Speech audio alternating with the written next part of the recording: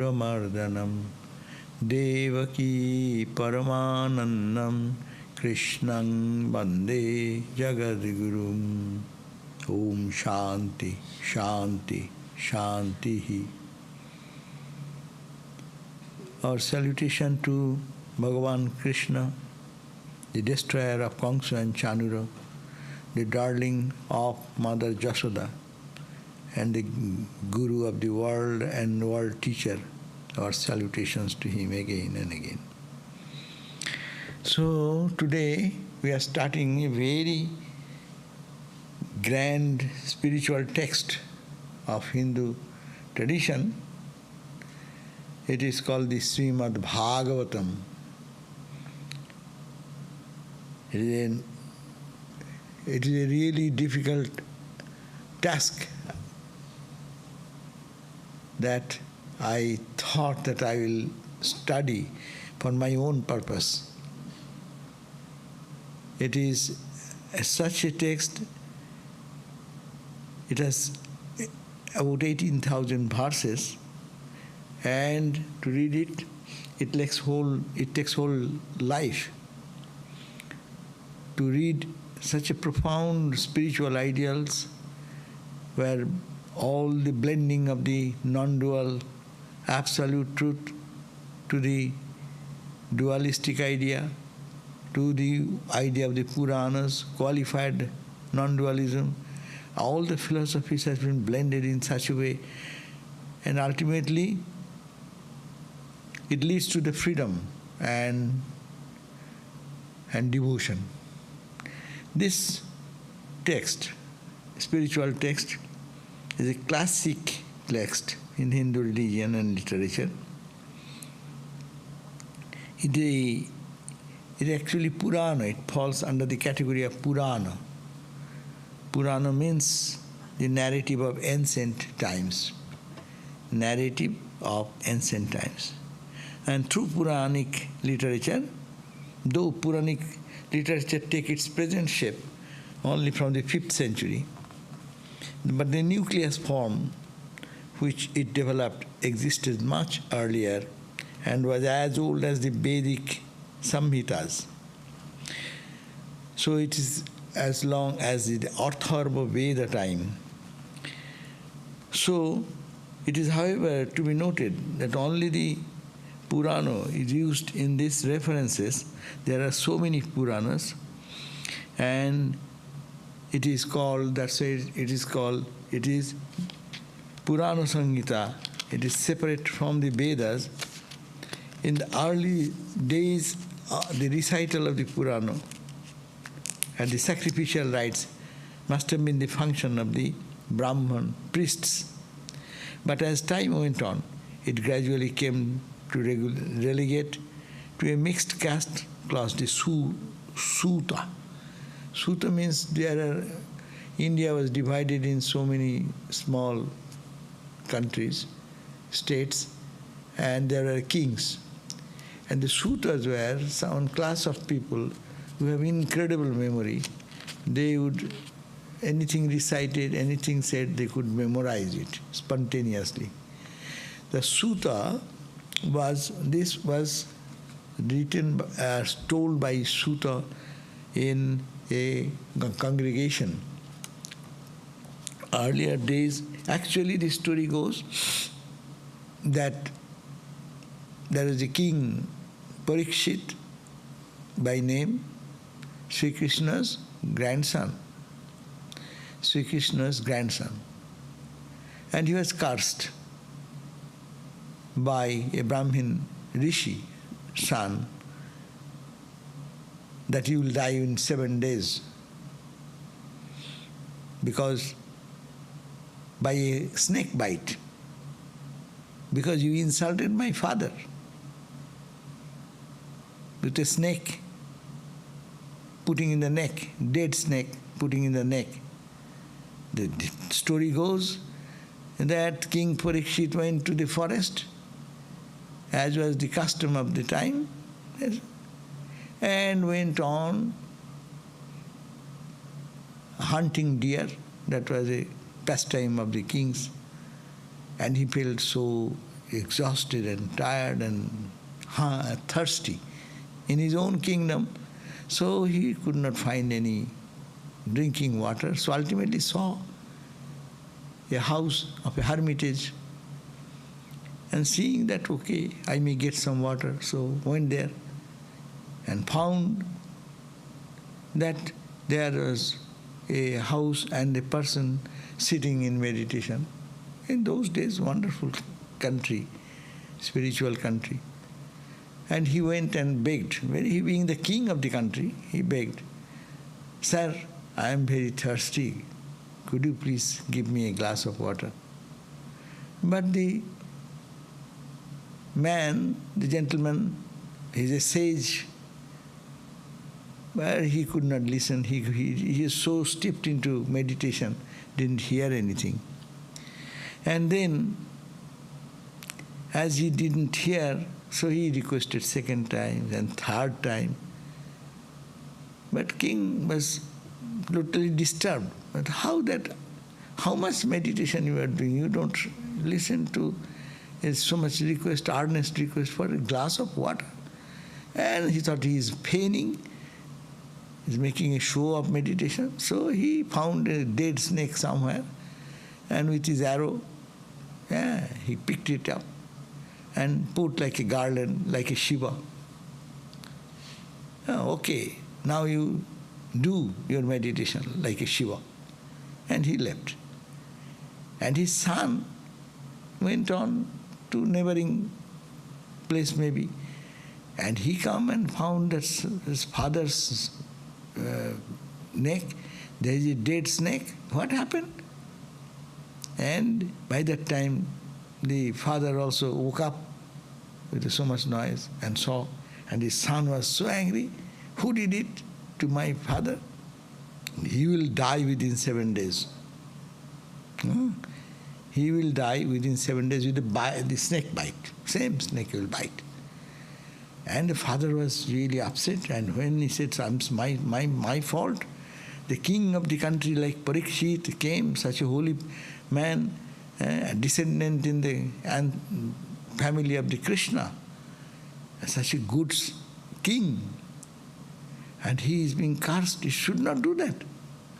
Please withdraw your curse. It will be detrimental for the whole country.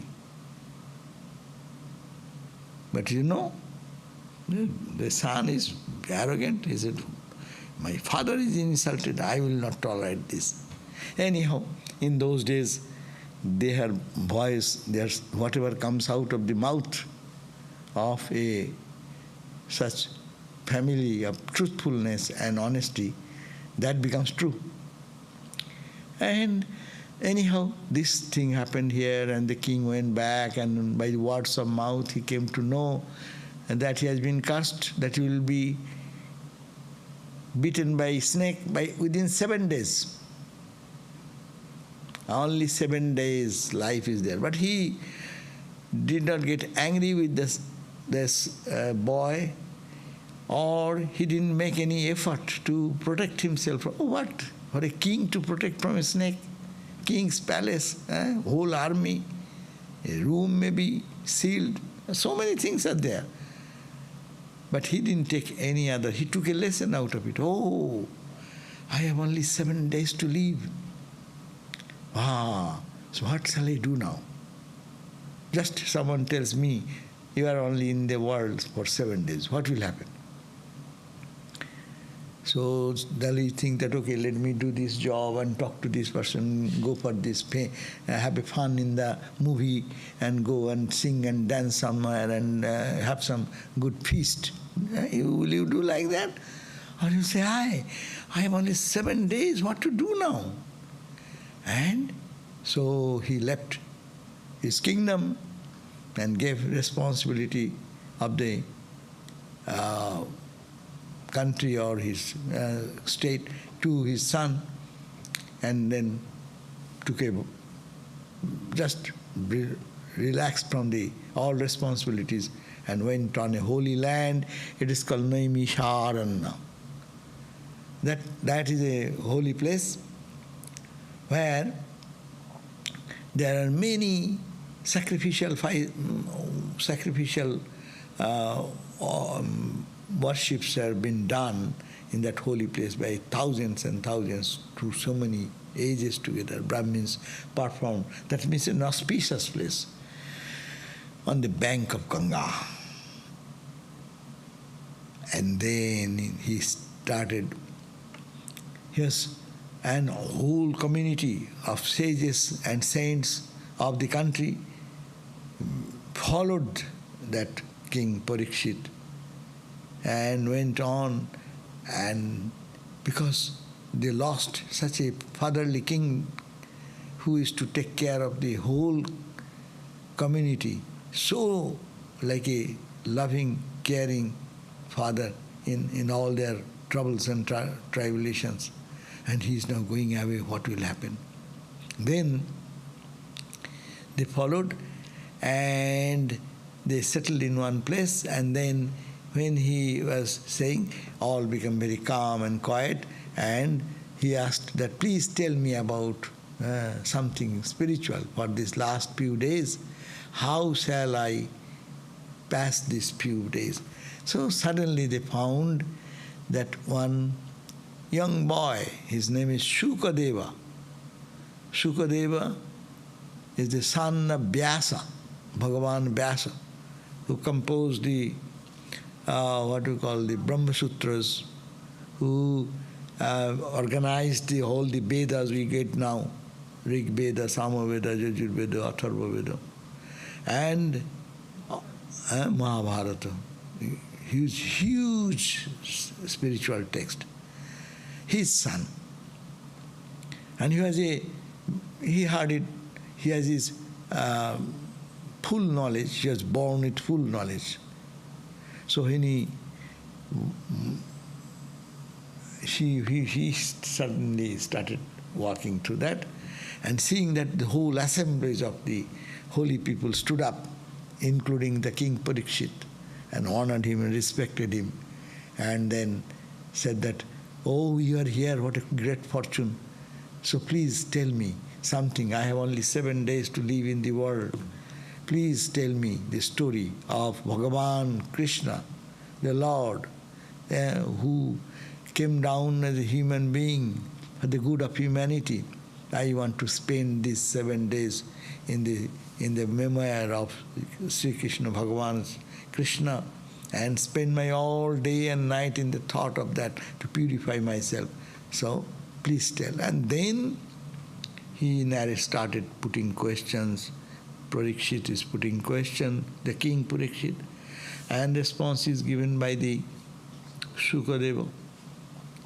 And this continued day and night, and 7 days came, and at the end of 7 days the entire book, this whatever we are reading, we plan to read. I do not know whether I'll be able to finish before my death, but anyhow, it is just to read out those, but reading we can do. So, but if you take one verse, it's such a grand verse, it may take one class. But anyhow, it is better to know the greatness of this spiritual text. Then, at the end of the 7th day, the Shukadeva said, okay, now I have responded to all your questions, and I have narrated this story, life and teachings of Bhagavan Krishna. Have you any other further question? Then he said, no, I have no more question. And I have no more fear of death. Death is knocking at my door. 7 days is gone. 6 days is gone, only remaining. 5 days, 4 days, 3 days, 2 days, 1 day, tomorrow. No? But I am ready.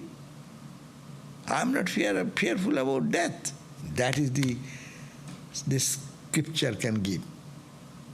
Conquering death. That is the lesson here. How to conquer death.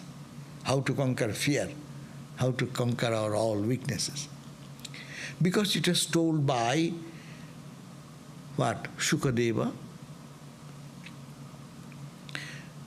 And who is the learner? The King Parikshit, who has renounced everything to know this truth. See the context. On one side, student is fully renunciate. Who can renounce? Who can be a greater renunciate than that of King Parikshit?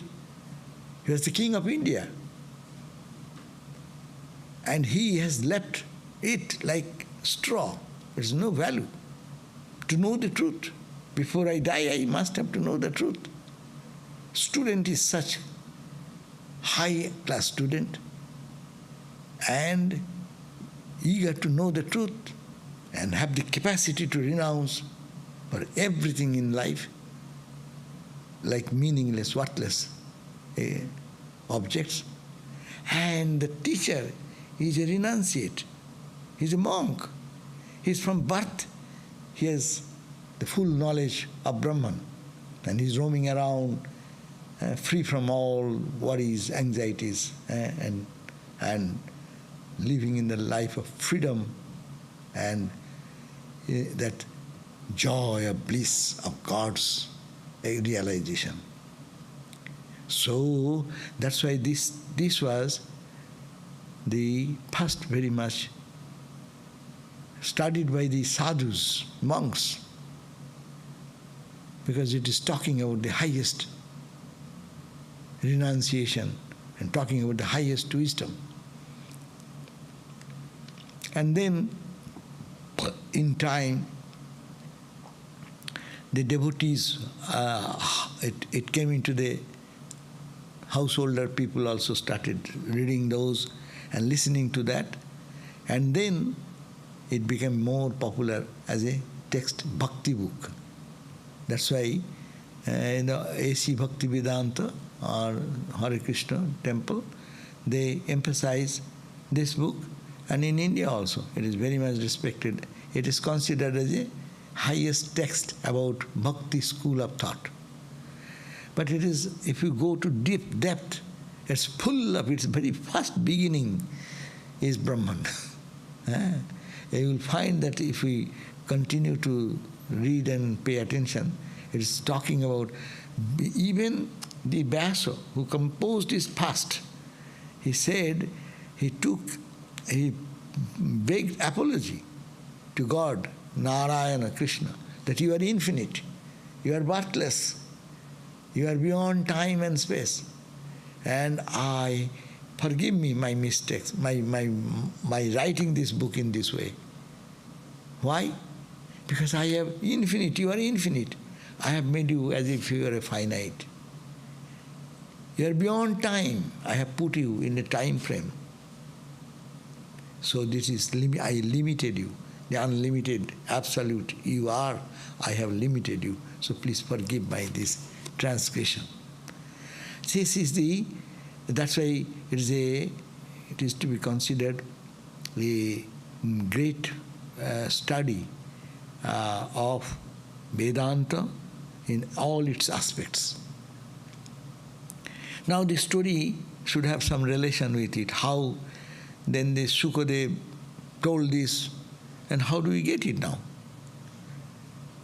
So when, at the end of discourse, when Maharaj Parikshit looked at Shukadeva, Shukadeva said, I'm leaving now, because he does not want to see the last part of the snake bite and death, etc. So he said, okay, have you any other question? Well, he said, no, I have no more question. I have conquered the death. I know the truth now. And then Shukadeva was leaving the place, and then other sages and saints, they were so much overwhelmed so long listening to this conversation and the advice of Shukadeva. They came to sense, hey, such a treasure of knowledge will go in vain, no one has recorded. No one has taken note of it. What will happen? Then they requested Shukadeva, then what will happen? such a grand spiritual knowledge, it will be all lost. Then Shukadeva looked in the congregation and found there is one sutta. Sutta means, I have told you before, sutta means a class of people, narrator, who have incredible memory, and they can, like photographic memory, they can reproduce the thing as they have heard, as they have seen, like that. So there is one sutta in that category, and he is being a knower of truth. He looking at that, he said, that person will remain, that person will recollect everything what I have said, and that in that way it will be preserved. And then what happened? When they left, and Parikshit, the snake came and died, and his body became effulgent, and he merged into the cosmic consciousness. That's the description. Now this sutta, he went from place to place, and he used to narrate, and his tradition came down, but he used to narrate this Krishna story in this Bhagavatam, what we are reading, what we will be reading. And people at the special occasions, India was that wonderful country. Any occasion comes, they will have some spiritual festivity. There, these were reading. They used to call these suttas to listen about God and God's glories. And this is the way that suttas, from that mouth of the suttas, and gradually it became a tradition, and then sometime it was written down. And historicity is, they say, is a long range where it was only shruti, only hearing. And then in some period of time it came into a text. And that's the way we get this from the sutta. That's why when you read here, you will find sometimes sutta is talking. Sutta is a narrator. He has nothing to do with this. As like a Sanjaya in the Bhagavad Gita. Sanjaya is a just observer. Like in your football game, someone is the narrator. Narrator only narrates what is going on, this and that. So these suttas are narrators, but they have had their inner memory so sharp, they can, from their mind, they can, whatever they have heard, in truth they could reproduce it. So this is the story that we get to this text, spiritual text, and that is Srimad Bhagavatam. So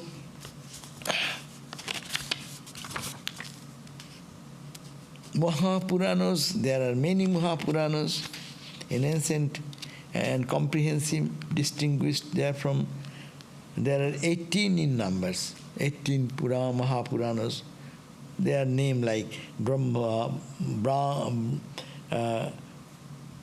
Padma Purana, Vishnu Purana, Vayu Purana, Bhagavat Purana, Naradiya Purana, Markandeya Purana, like this, all these names were there. We need not have to know that much. Mahapuranas can be described as major Puranas. And also there are Upa-Puranas. Their contrast to it be described as subsidiary Puranas. So these are the way many Puranas, principal features and contents of Purana, all the Puranas, with exception of a few, are more or less sectarian in nature, exalting as they do someone or another, the cult gods like Vishnu, Shiva, Shakti. That means they are, why? They are very much focused in bhakti. Bhakti become a little sectarian. Why? We are the only sect following Vishnu. The Vishnu's follower Vishnu, they will say Vishnu is highest. Someone is Shiva, the Shiva Purana. Shiva Purana will glorify. Shiva is the ultimate God. And then Shakti, or Shiva or Shakti Purana. So this exaltation of one aspect of the deity and subordination of the others to it is often wrongly interpreted to mean narrow sectarian rivalry among these cults by people who don't understand the genuineness of this Vedic religion. The scripts are not to, I love Vishnu. Does not mean that your Shiva is to be belittled. But in dualism it happens. My path is the highest path. And that goes to extreme. World religions look at that. My religion is the highest religion. Other religions must be low. Other religions must be subdued. So this type of sectarian idea comes, but they don't understand the Vedic culture. Vedic culture is that, what Ramakrishna said, and it is there. You will find this when you read this. Here, Jnana, Karma, Yoga, Bhakti are all equally responded. Some places, to emphasize always in our lecture also, we do know. When you are specifically giving a talk on Bhakti, what do you say? To create the impression that those people who are listening or who are practicing, they will be encouraged to say Bhakti is good, better. That does not mean that you have to pull down the greatness of other paths. So that is the weakness of sectarianism. So it says that place of the Bhagavat among the Puranas is exactly is the place of Bhagavata Purana in this vast body of the religious literature. It will be noted that it is included in the traditional list 18 Mahapuranas, but this has been questioned by Devi Bhagavat, which claims that Bhagavata Mahapurana, thus relegating the Vishnu Bhagavata to the position of the Upapurana. Some say it is not that, this is Upapurana. But anyhow, they don't go into, we don't have to spend time for all this. And the date of Bhagavata also, the date and personal present textual form of Bhagavata, modern scholarship is not yet in a position to give a firm answer. In no spiritual text of Indian tradition, you can find a date, which day. Because Indian tradition is not based on date, on the truth. People are overwhelmed. What is the essential teaching? Not which day, who, what place, because they are not so much history-minded. Anyhow, so this has a great position in among all the Puranas. Sri Krishna and the Bhagavata, his dominance in it. Main thesis of Bhagavat is to inculcate the glory and the greatness of Bhagavan Sri Krishna and the necessity of cultivation of devotion to him. The rest of the subject matter include the accounts of other incarnation is made subordinate to it. It is an accepted principle of interpretation that the subject matter of a book will be reflected in its introduction and conclusion. So just from this point of view, the whole of these skandhas of the Bhagavata deals with Sri Krishna and the bestowal of his grace on the Pandavas, and the three concluding skandhas deal directly with him, his teachings, and the time that follow. So the question of the rishis of Naimisharanya, just I referred to that, what question they put, in answer to which Suta gave out this Bhagavata, is most exclusively related to Krishna. They ask, O Suta, tell us what was the purpose for which the Bhagavan was born in Devaki as the son of Vasudeva. Tell us who are endowed with spiritual zeal about his noble and sportive activities, of which sages have sung. Tell us about the incidents of the incarnation of Hari, wherein he manifested his sportive nature through his own mysterious power. We are never satisfied with hearing the glories of activities of the Lord, the descriptions of which appear so sweet to true connoisseur at every stage. So these are the questions have been put by the rishis. And the consequence of this advice, these are the questions, and as a result of its response, the advice was the production of the Bhagavad. Actually, the Shuka responded to all these questions. One page question is there. I'm not reading now. That will take time.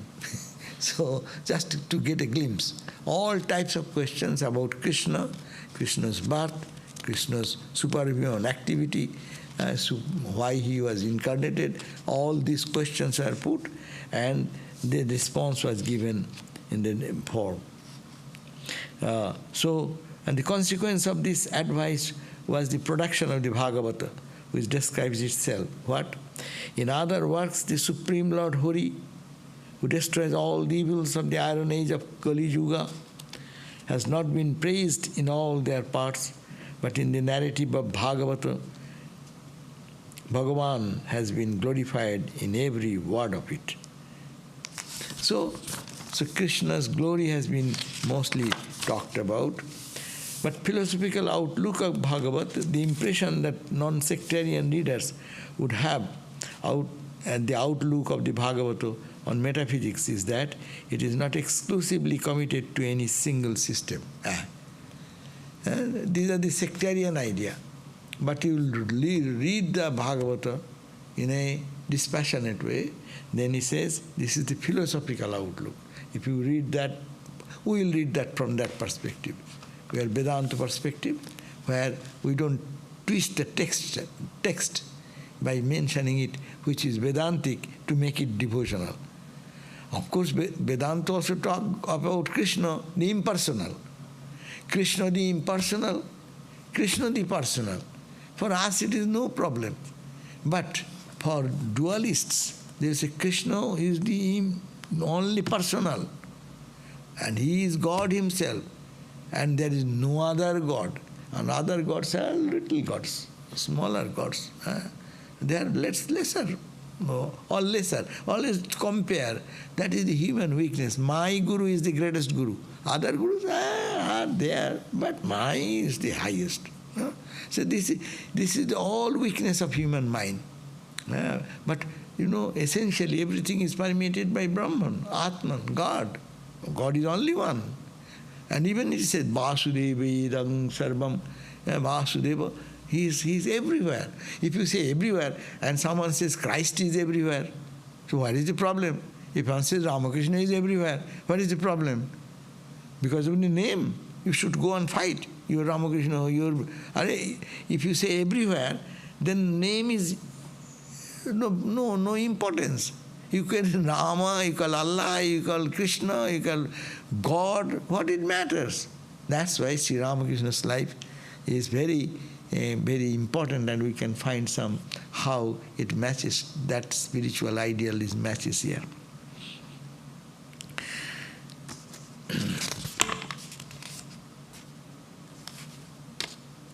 And the problems of modern readers arising from the Puranic outlook. If they look at the Puranic outlook, problem will be dissension, differentiation, fight. But Ramakrishna said, don't fight.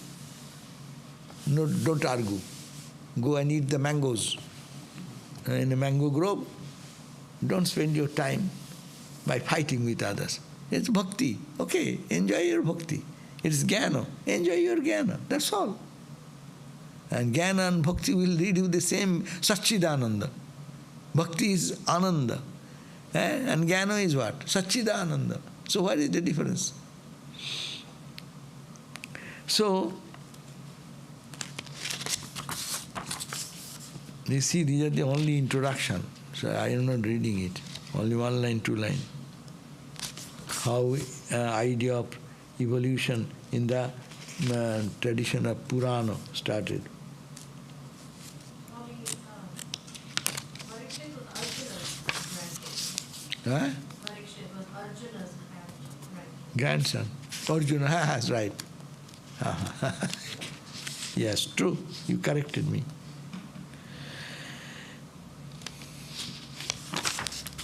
That is the problem. So all these name things, we are so... Now,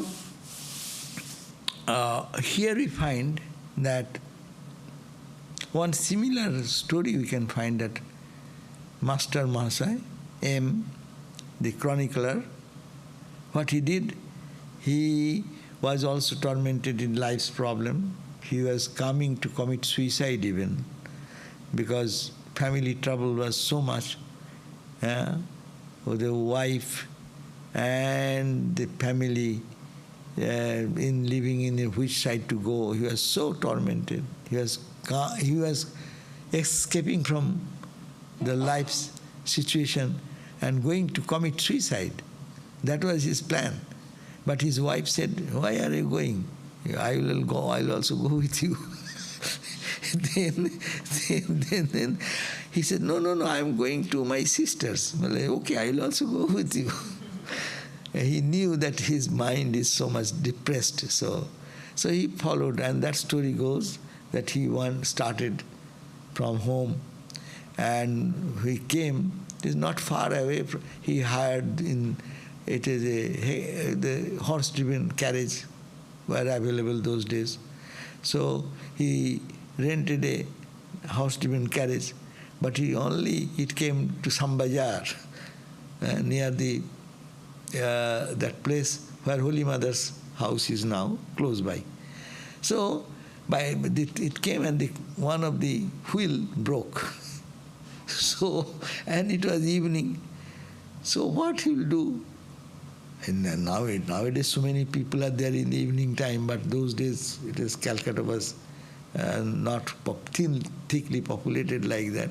So he remembered what to go with my wife now.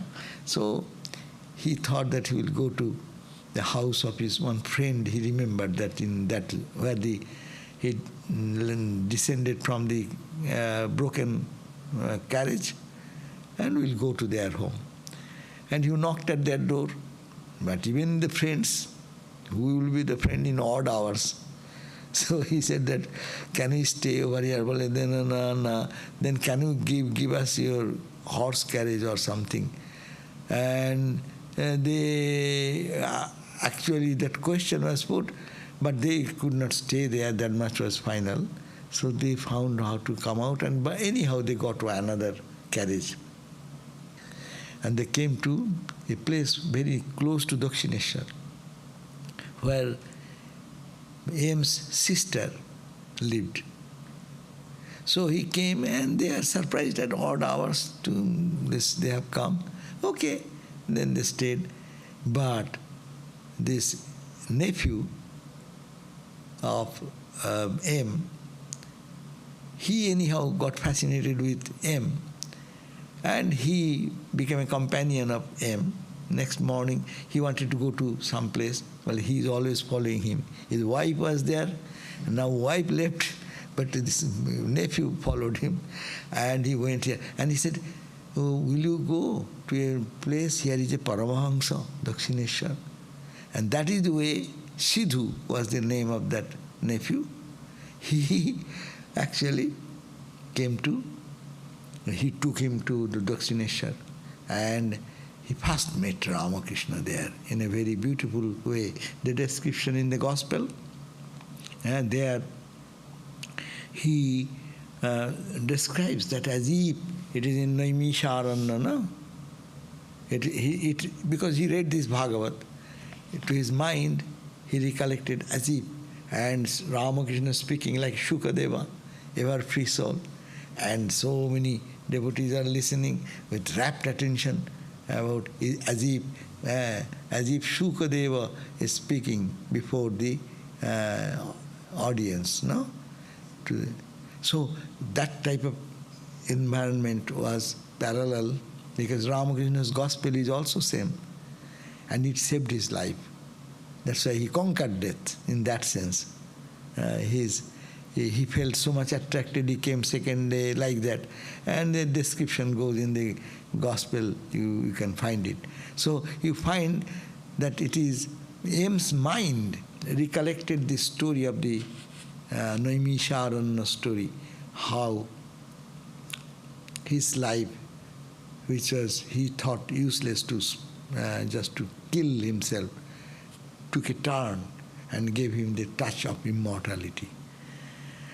So that's a very beautiful thing. And the teachings of Ramakrishna, you can find the similar. If you read this book, we can sometimes think of the similarity of the lessons.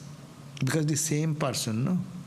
Same person, he says, he who was Rama, he who was Krishna, he is Rama Krishna in this age.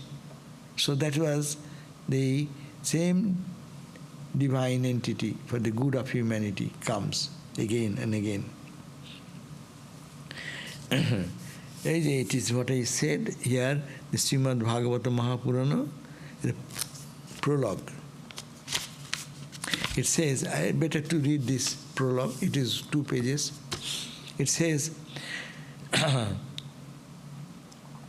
the first skanda which you'll read, the book of Bhagavata, is by way of an introduction, describing how the Bhagavata came to be produced and made popular. The occasion is also taken to introduce the subject of the Krishna's greatness, which is the main topic of the Purana. The scene is laid in the Naimisharanya, where a long-drawn fire sacrifices, that is called Satra, is being performed by some rishis, who, during the period of their recess from ritualistic duties, put their questions to Suta Roma Harsana, this name of the gentleman from whom we get this Bhagavat. That Suta, that recollector of the memory, was his name is Roma Harsana. Roma Harsana means what? Whose hairs stand on joy, erect with joy, talking about God. Roma Harsana. His name was Roma Harsana, on devotional themes. They especially want to know how man is to sustain his spiritual life after Krishna's departure from the world and the setting in of the evil age of Kali. In reply, the Sutta expatiates on the glory of Bhagavata Dharma. What is Bhagavata Dharma? The life of devotion dedicated to the Lord, which could be cultivated through the study of the practice of the teachings of Bhagavata. In this Kali Yuga, we are in the middle of it started with the death of Krishna. Kali Yuga started with the death of Krishna. Decline.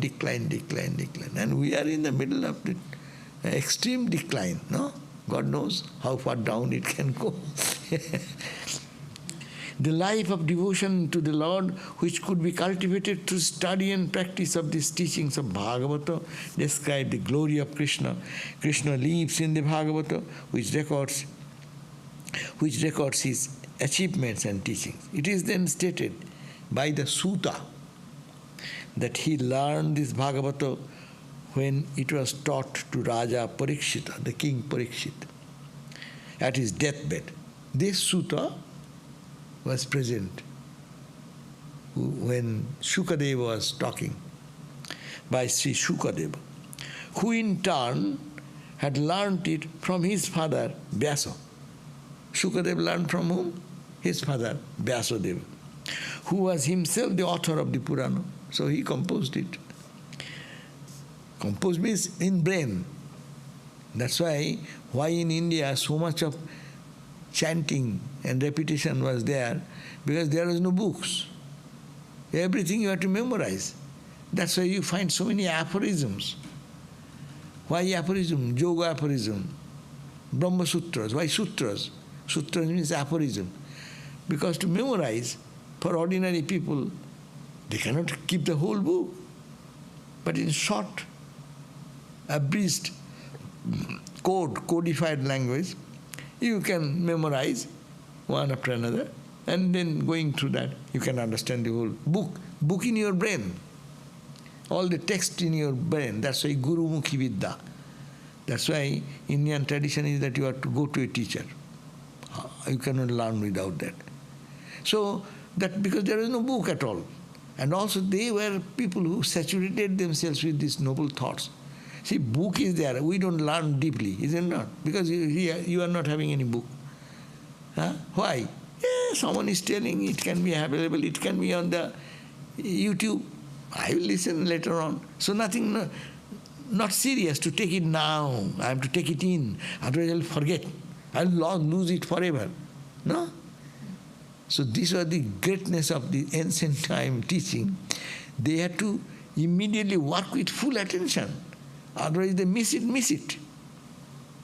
The teacher is not going to teach you the lesson teaching earlier days, teaching today again, and then when the book will be finished. This 18,000 verses, if someone wants to say. So when it will be finished? So you will have to have too much attention, and that's why tradition came from Guru Mukhi. And then if the Guru makes a mistake, then you will learn wrongly. So, see, he should be responsible then. He should have wonderful memory, and also to be just exacting the ideas. So, that was the Raja Parikshit. Then it came from Vyasa, and who was himself the author. A detailed account is given in the circumstances leading to Vyasa composing the Bhagavatam. There is another account. How Vyasa composed this. That is another story. Vyasa has, let me see. In that account is also included highly devotional previous history of the sage. That what was that? Let me quickly say that. One day Vyasa was meditating on the bank of the river. As you hear now, the name of the bank is Ganges. Huh? Ganga, Narmada, still now they are flowing, but they are drying up. Now, it is said that there was another river,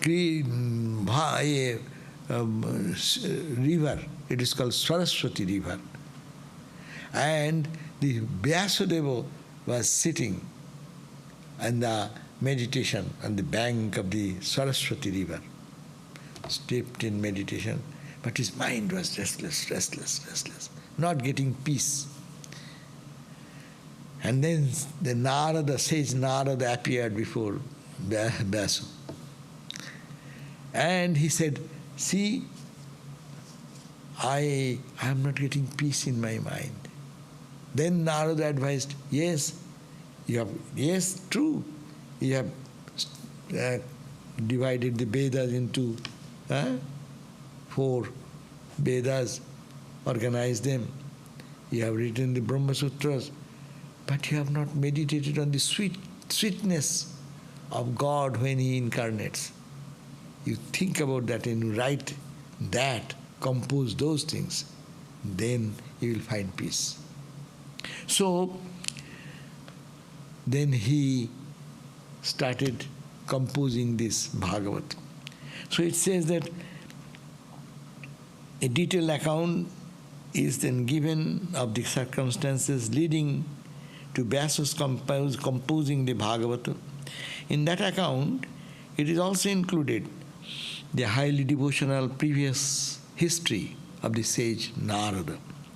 Questions are then raised as to why the text was taught to Parikshit at his deathbed by Shuka, and this leads to the narration of several episodes after Mahabharata war, Ashwatthama's murderous attack on the children of the Pandavas, their relationship, etc., etc. A brief but highly vivid and devotional account of the impacts made by Sri Krishna and the Pandavas on their subjects and relatives is then given, followed by the moving description of the exit from the world. Krishna's exit marks the beginning of the age of Kali, with which the pious Parikshit, the grandson of Pandavas, had to come into confrontation. The region of Parikshit is then described, especially how he checkmated the degeneration of the age of Kali was bringing in. Next, this indiscreet act of Parikshit, which brought on him Rishi's curse to die the bite of serpent, Takshaka, within a short time is described. So this is followed by the scene of Parikshit observing the vows of starvation as a preservation to face death. At this point, the sage Shuka arrives at the spot by chance, and King Parikshit asked him to explain what would lead to the spiritual good of man threatened by the imminent death like himself. In reply, Shuka offers to narrate to him this Bhagavata, which leads very quickly to man's spiritual emancipation. In all these narratives, utmost care is taken to show the spiritual glory of Sri Krishna and to inculcate devotion to him, so that we human beings, we take refuge at the feet of the Lord when death comes, suffering comes. So this is the inspiration to give.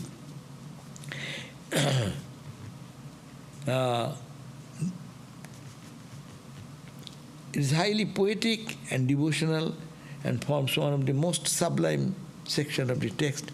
Though it is introductory in form, it is the final section added to the complete narration of Krishna's life and glory, and it may be that it was the last section to come in the development of Bhagavad literature too. The famous line, Krishnastu Bhagavan Swayam, is significant in this respect, whereas in all other places, Krishna is spoken of as a kalo or angso or part, kala or angso or part.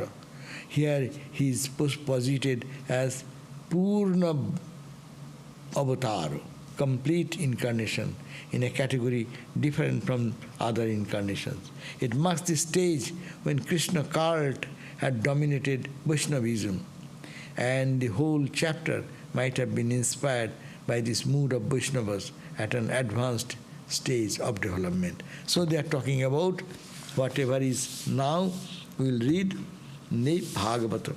So we cannot read anything more, but we will only read the first verse to start. At least we have started. Srimad Bhagavatam, Prathama Skandha means it is chapter. Skandha is a whole volume. It has this chapter, and the chapter has its verse number. Each chapter has several. So when you read Bhagavat, you will find 1.10.3, meaning the Skandha book is 1, in its chapter 1, and verse number is this. So every chapter changes and the verse number changes. That is the way the book is described. So 1, 2, 3, like the books will be like that. Prathama Skandha, this is the first Skandha, one book. This chapter is 1 and verse number is 1.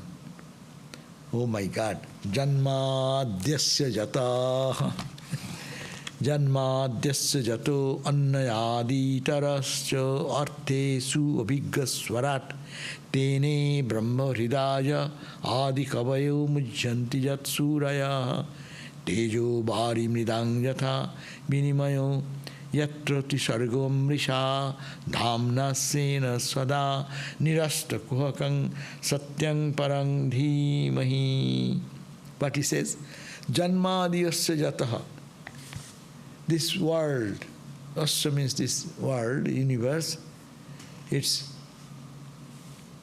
the origin, where it from origin. Adi means where it came from, where it sustains, where it dissolves. That supreme Brahman. Janmadhyasya, from where it comes, and itavat, and also all these objects in the universe which is we find like the ghata and pata. Ghata means pitcher, pata means cloth, canvas. And also these are all akasha kusum. It is like fantasy of the mind. There is no such thing. The world you see, akarje asatrupi jahupal, it is sin. It is, you experience it because of your bad karma. Your mind is deluded. Just sarvagga. But that Lord who is sarvagga, the knower of everything, sarvasaktiman, all powerful, and that truth which has been described in the Vedas, and by whose Maya even the Brahma, Vishnu, they also get deluded.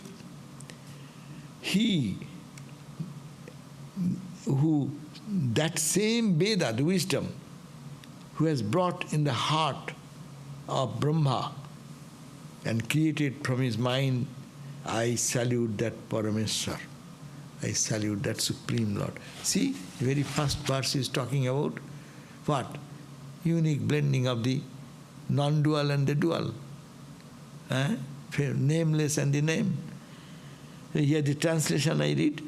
I have translated that way, but let us read this. This is the book you can refer to, Swami Tapasyananda. It is called Srimad Bhagavatam by Swami Tapasyananda. She has 4 volumes like this, but only first volume we are concerned. So the first verse I am reading. So his translation we read, He, from whom the creation, sustenance and dissolution of the universe take place, who is both material and instrumental cause of it. See? Who is the material cause and instrumental cause? What does it mean? This matter, it is also He. Instrumental cause, the carpenter who created, he is also He. The name and form, whatever you see, it is He only. Who is omniscient. That Krishna we are talking about. That Paramatma we are talking about. Who permeates everything, everywhere is He.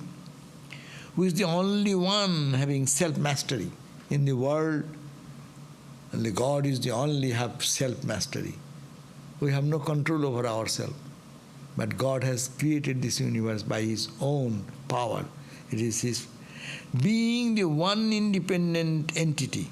He is only independent, all are dependent on that. Brahman is the independent entity, everything is dependent on that. Who illumined the mind of Brahma even with the Vedic revelation. In the Brahma's heart, the knowledge of Vedas came. Who conferred? It is He. He means that it's not a person, but that God who appeared as, he is talking about this Krishna, the Absolute, by whose will everything happened. Vedic relation of wisdom entered Vedic revelation, whose wisdom is the wonder of even the greatest of the sages, in whom the worlds and the manifestations of the 3 gunas subsist in reality without in the least afflicting him. The 3 gunas rest on Brahman, on him, Krishna. Krishna is carrying 3 gunas, but he is not affected by the gunas. You can say Krishna, you can say Brahman. But so subsist in reality without the least affecting, just as the combination of the material elements like fire, water, earth, etc. subsist in their cause without changing their elemental nature. No? This earth element goes back to its earth substance. No? This element, gross thing, goes back to the subtle. Like that in your dream, what you see, this material earth is not there, but you see some earth there also. There you also see water also. You can see ocean in the dream. But that water is made of the essence of this water. So He is the support of that,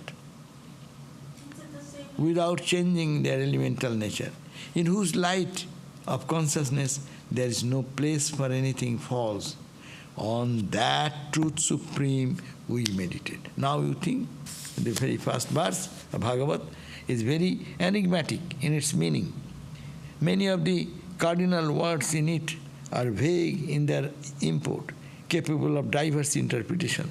So all the commentators have interpreted the verse in the way it suits the metaphysics of their school. You are a Vedanta, you can pull it Vedanta.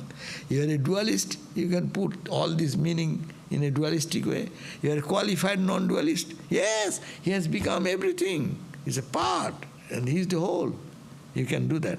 Whether monistic, dualistic or positions made between these extremes, it looks that the author of the Bhagavatam has introduced the vagueness purposely. For from examination of the text as a whole, one will find that he has no objection to any metaphysics. You can look at Krishna from the perspective of infinite Satchidananda. You can look at him, the creator God. You can think that he has become everything. You can think that he has become, that's why we say, world, religion, you can analyze, you will find that these are the common ground. Brahman, the absolute, nirguna, nirvishesha. Brahman with quality, that's called Ishvara. Saguna, nirakara. Then you come to gods and goddesses. Then you come to avatar. Then you come to holy people and gurus. So you can explain from any stand you like this verse. For from the examination of the text as a whole, one will find that he has no objection. He means the Vyasa has no objection to any metaphysics, provided it supports and fosters devotion, which according to him is the culmination of life. That is the purpose of life. Okay? So we end here. Om Shanti Shanti Shanti Harihi Om Tat Sat Sri Ramakrishna Arpanamastu. Okay. Only one question is that, can you tell what book is we need to purchase? If you like to purchase, I think we will follow this book mainly. It is called the Srimad Bhagavata, translated by Swami Tapasyananda, published by Madras, probably. Let me see.